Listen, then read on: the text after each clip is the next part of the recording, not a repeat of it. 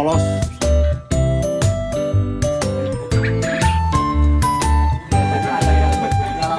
Hai teman-teman, kita dari kelompok 2 udah mau OTW ke tempat observasi. Puyuh Siva Puyuh Siva di atas. ya di atas. Terima Sivanya kasih. di belakang. Stay tune. Bentar lagi kita udah nyampe di sana. Set.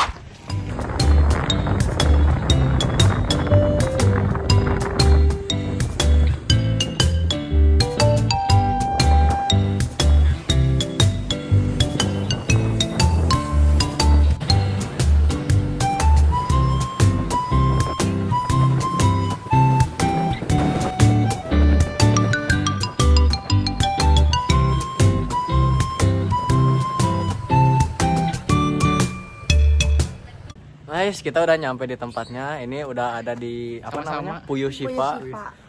Ini udah ada ini baru lagi. Anggota baru namanya Muhammad Andafa. Dia emang lama. Karena kita ini lagi nungguin kelas lain juga ada yang observasi di sini, jadi kita harus nunggu bentar. Oke, bentar lagi. Nih kita lompat, udah langsung di dalam ya guys. 1, 2, 3, set. Nah, udah beda tempat lagi, latarnya udah jadi rumah warna hijau. Kita berarti udah sampai ke tempatnya, tinggal masuk aja lewat pintu yang sini. Itu ada bapaknya. Ya. Kita langsung masuk ke rumahnya, ke rumah bapak.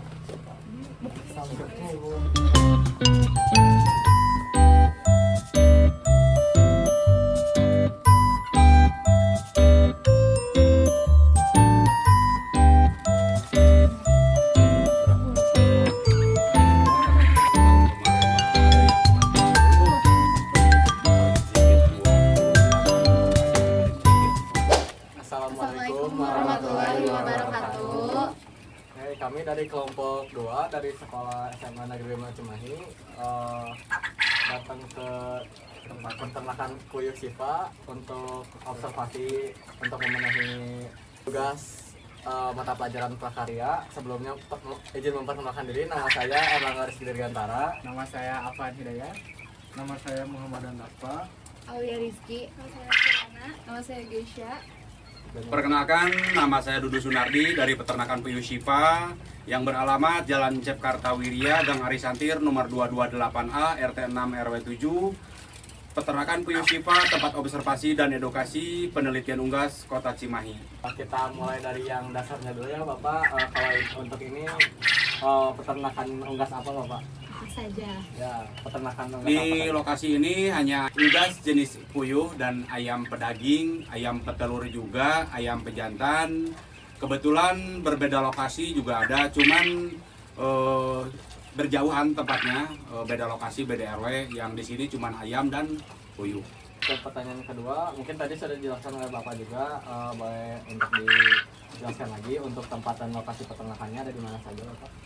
Untuk lokasi pertama yang bisa dipakai edukasi di sini di Cisurupan, Citerep, Jalan Cep Kartawirya. Yang lokasi kedua sama di Jalan Cep Kartawirya, cuman beda RW, itu hanya khusus untuk petelur puyuh. Untuk peralatan yang digunakan untuk peternakan unggasnya ada apa saja Bapak? Pertama kayu untuk pembikinan kandang, dan 2 untuk botol minum, dan level itu tempat pakan juga, fitting lampu, semua bisa diperoleh di toko alat bangunan dan bisa dibeli di online. Kalau untuk ukuran per kandangnya berapa Bapak? Luas peternakan, ya kurang lebih 21 meter persegi untuk kapasitas puyuh 2.800 ekor. Kalau untuk vitamin yang diberikannya, vitamin apa Bapak? Kebetulan dari peternakan Puyuh Siva, Bapak tidak menggunakan produk-produk kimia, vitamin kimia, obat kimia. Bapak menggunakan herbal seperti buah mengkudu, daun mengkudu, gula aren, itu direbus, nanti kalau udah dingin disaring, dimasukkan ke botol minum dan nepalnya unggas jenis puyuh supaya reproduksi dan pertumbuhannya lebih cepat.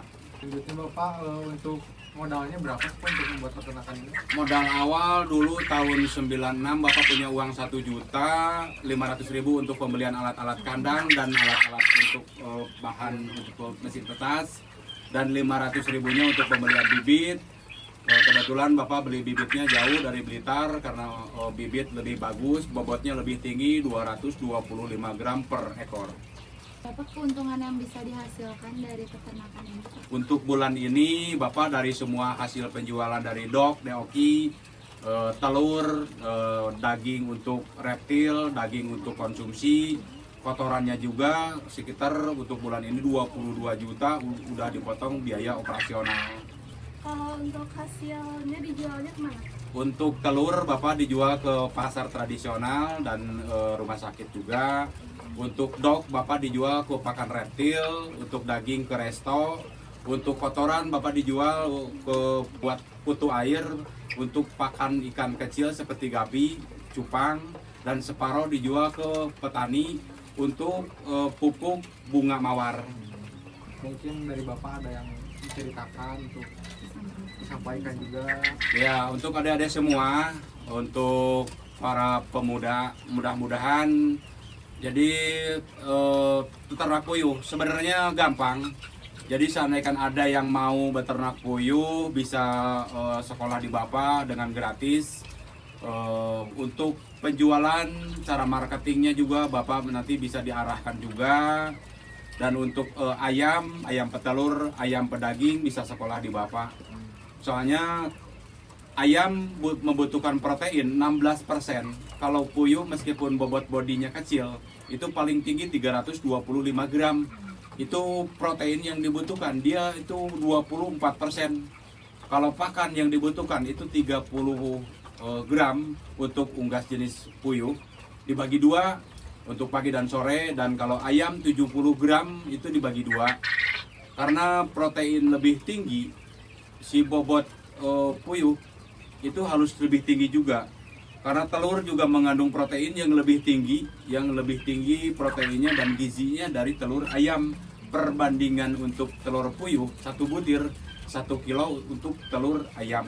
Jadi di peternakan Puyuh Sipa bisa menjual daging juga untuk dikonsumsi, telurnya juga seandainya adik-adik atau tetangga, keluarga yang membutuhkan daging puyuh, Bapak tiap hari ready. Soalnya Bapak tidak menyediakan daging puyuh untuk frozen, Bapak fresh, jadi motong langsung. Ada berapa persen Pak kemungkinan gagalnya?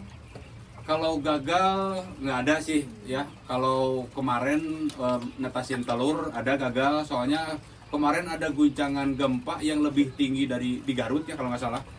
Bapak masukin telur itu 250 butir, yang netes cuma 50 butir. Karena goncangannya lebih tinggi, beda dengan kita goyang untuk memutar telur tiap hari satu hari 2 kali. Itu guncangan gempa lebih, tekanannya lebih kencang, soalnya bisa membunuh embrio yang ada di dalam telur. Jadi si embrio yang udah tumbuh itu karena goncangannya lebih tinggi, jadi si embrionya mati, jadi nggak bisa netes. Bapak juga nggak rugi sih kalau untuk embrio telur yang nggak netes. Jadi ditampung juga untuk orang-orang yang suka mancing, jadi untuk umpan pancing. Jadi dari semua produk puyuh sebetulnya tidak ada yang nggak laku. Jadi kotorannya juga laku, puyuh yang matinya juga nanti kalau seandainya banyak, Bapak tinggal konfirmasi yang ke peternak lele. Jadi untuk pakan lele juga, ayam juga sama. Nanti semua produk dari unggas semua bermanfaat. Butuh berapa waktu untuk mengatas telurnya itu, Pak? Jadi dari hari pertama masuk ke mesin tetas itu 16 sampai 17 hari tergantung ke si indukan. Kalau indukan di bawah 8 bulan itu netesnya 16 hari. Kalau di atas 8 bulan dia netesnya 17 hari. Nanti kalau udah netes, nanti dipindah ke inkubator, ke kandang penghangat yang menggunakan lampu. Karena 1 sampai 28 hari dia harus posisi ruangannya hangat. Ada yang salfok juga kayaknya. Ada yang nyala mati gitu, Pak. Iya, itu suhu ruangan dalam mesin tetas itu 0,0 derajat Celcius dia akan mati karena kepanasan. Nah, nanti kalau turun dia akan nyala lagi. Kalau suhunya 38,5 derajat Celcius dia akan nyala karena kelembaban dan panas di ruangan udah hilang. Nah, kebetulan Bapak di dalam itu untuk kelembaban, untuk menghasilkan kelembaban lebih bagus, Bapak menggunakan air hujan. Karena di kandungan dalam air hujan itu ada zat asam, zat garam, asam amino, itu HO2+ sama CO2+ yang itu bisa mempercepat untuk pemecahan kulit telur.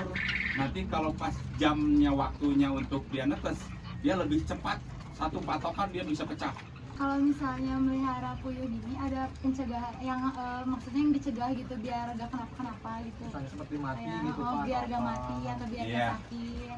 Kalau unggas jenis puyuh rentan untuk penyakit itu dari perubahan iklim cuaca, dari panas ke hujan. Nah seperti ini Bapak kebetulan sudah memakai jamu juga. Bapak merebus daun pepaya sama gula aren, itu direbus, nanti kalau udah dingin dimasukkan ke tempat minumnya unggas. Jadi kalau seandainya unggas sudah terkena penyakit seperti senot, itu karena perubahan cuaca dan diakibatkan juga yang kedua itu dari gas amoniak terlalu tinggi karena jarangnya dibuangnya kotoran. Itu si kohe harus dibuang tiap hari, karena kalau tidak tiap hari itu si gas amoniak akan meluap ke kandang puyuh, diisap sama puyuh, nanti 1, 2, 3 hari dia akan mati karena terlalu banyak menghisap gas amoniak yang diakibatkan dari kotoran puyuh. Mungkin untuk pertanyaannya dicukupkan Bapak sendiri. Siap. Terima kasih banyak. Jawab pertanyaannya. Sama-sama, terima kasih anak-anak SMA Seman 5 Kota Cimahi telah berkunjung melaksanakan observasi di peternakan puyuh Syifa. Semoga bermanfaat, menambah ilmu dan nambah wawasan. Sekian dari Bapak. Wassalamualaikum warahmatullahi wabarakatuh. Waalaikumsalam warahmatullahi wabarakatuh. Nanti kalau udah 16 hari dia netes 1 kali 24 jam ada di dalam. Ya, ke dalam bawahnya.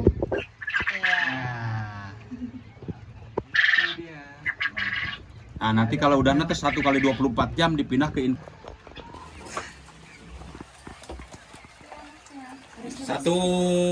hari sampai 28 hari ada di inkubator. Nanti setelah 29 hari dipindah ke kandang pembesaran. Kandang pembesaran itu sampai usia 34 hari. Nanti kalau udah 35 hari dipindah ke kandang tahap belajar bertelur. Nah, sampai 40 hari. Nanti kalau udah keluar telur dari 1 ekor 1 butir, pindah ke kandang puyuh dewasa yang telurnya udah lancar. Ya telurnya seperti itu.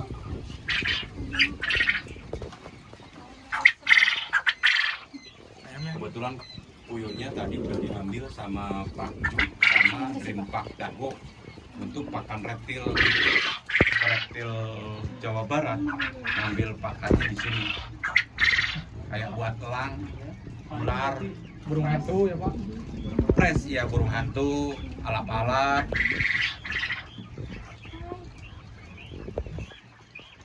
Ini mah ini belum ya Pak. Mau dipegang?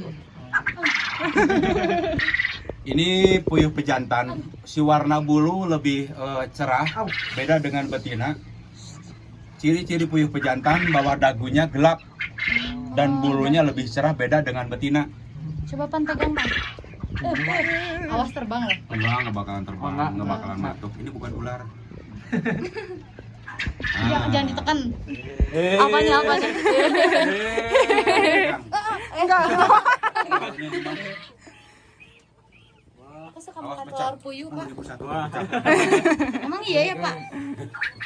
Aku suka dibikin martabak yang digulung. Oh iya. Jalan asli.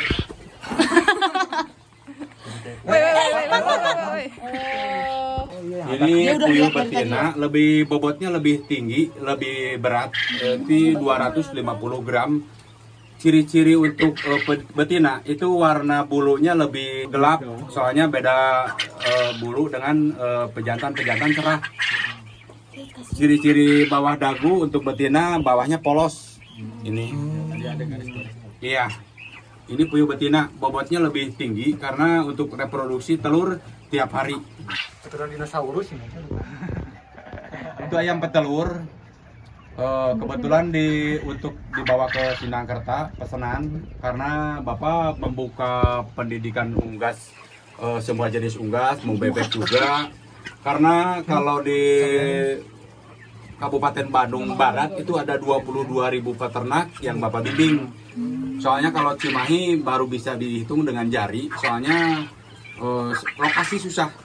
Soalnya kalau berdempetan dengan tetangga, yang bisa tetangga itu komplain masalah bau. Soalnya kalau bau itu pasti peternakan susah untuk berkembang.